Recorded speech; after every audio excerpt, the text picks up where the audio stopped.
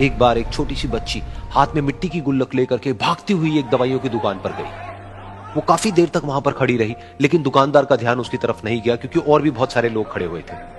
उसने दुकानदार को कई बार बुलाया, लेकिन वहां पर भीड़ इतनी थी कि दुकानदार का ध्यान उसकी तरफ गया ही नहीं।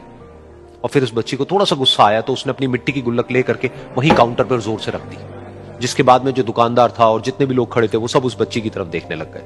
और फिर उस दुकानदार ने उस बच्ची से पूछा, बेटे आपको क्या चाहिए? तो वो बड़े ही भोलेपन से बोली कि मुझे एक चमत्कार चाहिए। ये सुनकर के दुकानदार को कुछ समझ नहीं आया, ना ही वहां पर जो लोग थे उनको कुछ समझ में आया, और सब उसकी तरफ देखने लग गए। फिर दुकानदार ने बोला, बेटे चमत्कार तो यहां पर नहीं मिलता है। तो बच्ची को लगा कि वो उससे झूठ बोल रहा है, तो बच्ची ने कहा कि मेरी गुल्लक में बहुत पैसे हैं, आप बताओ आपको कितने पैसे चाहिए, लेकिन मैं आज यहां से चमत्कार लेकर के ही जाऊंगी। तो वहीं काउंटर पे एक और आदमी खड़ा था, उसने उस बच्ची से पूछा कि बेटे क्यों चाहिए तुमको चमत्कार? तब उस बच्ची ने अपनी कहानी बताई कि अभी कुछ दिन पहले मेरे भाई के सर में बहुत तेज दर्द हुआ, तो मेरे पापा मम्मी उसको हॉस्पिटल ले गए। उसके बाद कई दिन तक मेरा भाई घर नहीं आया। तो मैंने कई बार अपने पापा से पूछा, लेकिन उन्होंने मुझे कुछ नहीं बताया। उन्होंने बार बार यही कहा कि वो आ जाएगा, वो कल आ जाएगा, वो कल आ जाएगा, लेकिन वो आ ही नहीं रहा था। तो मैंने देखा कि मम्मी रो रही है।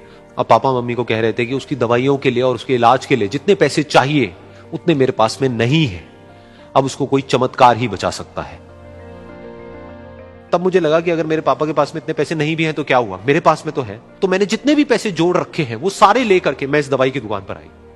फिर उस आदमी ने उस बच्ची से पूछा, कितने पैसे हैं तुम्हारे पास में? ये सुनते ही उस बच्ची ने अपनी गुल्लक उठाई, जमीन पर फेंकी और तोड़ दी और पैसे गिनने लग गई। बाकी सब लोग खड़े होकर के उसको देख रहे थे। थोड़ी देर बाद उसने सारे पैसे अपने हाथ में इकट्ठे किए और बोली, मेरे पास में पूरे 19 रुपए हैं। वो जो आदमी वहां पर खड़ा था वो थोड़ा सा मुस्कुराया और बोला कि अरे तुम्हारे पास में तो पूरे पैसे हैं, इतने का ही तो आता है चमत्कार। ये सुनकर के वो बच्ची बहुत खुश हो गई और बोली कि चलो मैं आपको अपने पापा से मिलवाती हूं। बाद में पता लगा कि वो आदमी कोई आम आदमी नहीं था, बल्कि एक बहुत बड़ा न्यूरोसर्जन था, और उसने सिर्फ 19 रुपए में उसके भाई की सर्जरी करी और कुछ ही दिन बाद वो ठीक होकर के घर वापस आ गया। फिर कुछ दिन बाद वो बच्ची, उसका भाई, उसके पापा, उसकी मम्मी चारों एक साथ बैठे हुए थे और बात कर रहे थे। तो उसकी मम्मी ने उसके पापा से पूछा कि अब तो बता दो ये चमत्कार आपने किया कैसे? तो उन्होंने अपनी बेटी की तरफ देखा और बोले, ये चमत्कार मैंने नहीं, इसने किया है।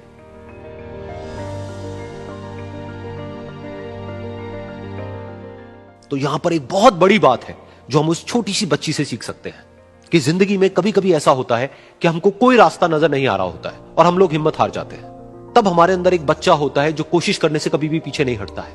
वो हार मानने को तैयार नहीं होता है क्योंकि उसको ना शब्द समझ नहीं आता है।